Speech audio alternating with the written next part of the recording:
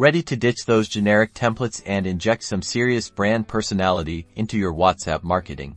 Alright, let's dive right into changing the images within Aisensy's awesome template library.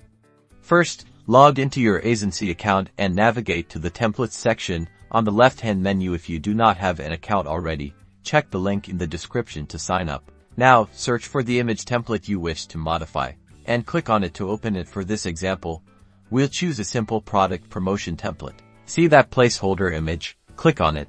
This will bring up options to either upload a new image from your computer, browse your existing Aisensy media library, or even insert an image directly from a URL.